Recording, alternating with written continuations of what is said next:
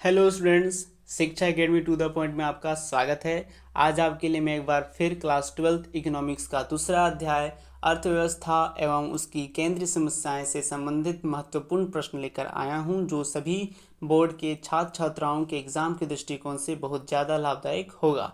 इसलिए इस वीडियो को अंत तक देखें और इन प्रश्नों का अभ्यास और याद करें, क्योंकि इससे बाहर एक भी प्रश्न नहीं पूछे जाएंगे। यदि इस चैनल पर आप नए हैं तो सब्सक्राइब एवं शेयर करें ताकि और भी विद्यार्थी इसका लाभ उठा सके। तो चलिए बढ़ते हैं हम पहले प्रश्न की ओर। जैसे कि पहले प्रश्न में पूछा जा रहा है कि निम्न में किस आधार स्तंभ पर आर्थिक समस्याओं का ढांचा खड़ा है। तो असीमित आवश्यकताएं, सीमित साधन, ये दो आधार स्तंभ है जिस पर आर्थिक समस्याओं का ढांचा खड़ा है। तो आपका आंसर हो जाएगा स। अ और ब दोनों सही हैं। चलिए बढ़ते हैं अगले प्रश्न की ओर। जैसा कि अगले प्रश्न में पूछा जा रहा है कि निम्न में से कौन सा कथन सही है। तो मनुष्य की आवश्यकताएं अनंत होती हैं, साधन सीमित होते हैं, दुर्लभता की समस्या चयन को जन्म देती है, ये सारे कथन सही है। तो आपका आंसर हो जाएगा इनमें से सभी।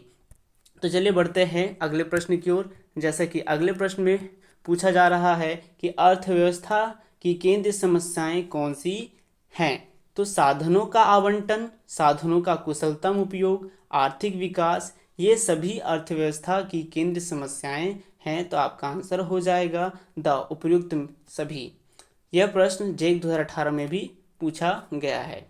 अगले प्रश्न में जैसा कि पूछा जा रहा है कि आर्थिक समस्या मूलतः किस तथ्य की समस्या है।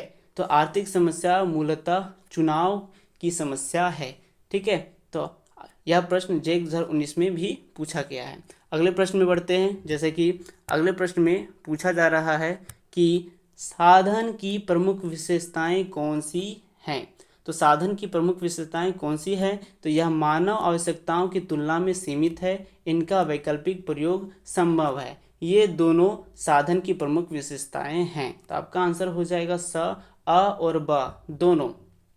अगले प्रश्न में पूछा जा रहा है कि अर्थव्यवस्था की केंद्रीय समस्या है तो क्या उत्पादन हो, कैसे उत्पादन हो, उत्पादित वस्तु का वितरण कैसे हो, ये तीनों अर्थव्यवस्था की केंद्रीय समस्याएं हैं। तो आपका आंसर हो जाएगा द उपयुक्त सभी। तो चलिए बढ़ते हैं अगले प्रश्न की ओर। जैसा कि अगले प्रश्न में पूछा जा रहा है कि निम्न में से किस अर्थव्यवस्था में निजी क्षेत्र सार्वजनिक क्षेत्र का सह अस्तित्व होता है। तो मिश्रित अर्थव्यवस्था में निजी क्षेत्र एवं सार्वजनिक क्षेत्र का सह अस्तित्व होता है। अगले प्रश्न में पूछा जा रहा है कि एक समाजवादी अर्थव्यवस्था का मूल उद्देश्य होता है। तो एक समाजवादी अर्थव्यवस्था का मूल उद्देश्य अधिकतम लोक कल्याण करना होता है। जैसा कि अगले प्रश्न में आप देख पा रहे हैं, ठीक है, उसमें क्या पूछा जा रहा है कि किस अर्थव्यवस्था में कीमत तंत्र के आधार पर निर्णय लिए जाते हैं। तो पूंजीवादी पूंजीवादी अर्थव्यवस्था में कीमत तंत्र के आधार पर निर्णय लिए जाते हैं। अगले प्रश्न में पूछा जा रहा है उत्पादन संभावना वक्र का ढाल गिरता है। तो उत्पादन संभावना वक्र का ढाल ऊपर से नीचे की ओर गिरता है। तो आपका आंसर हो जाएगा स, ऊपर से नीचे की ओर। यह प्रश्न जेक 2017 में भी पूछा गया था। अगले प्रश्न में बढ़ते हैं। जैसे कि अगले प्रश्न में पूछा जा रहा है कि उत्पादन संभावना वक्र अक्ष के समांतर होती है। आपका आंसर हो जाएगा स।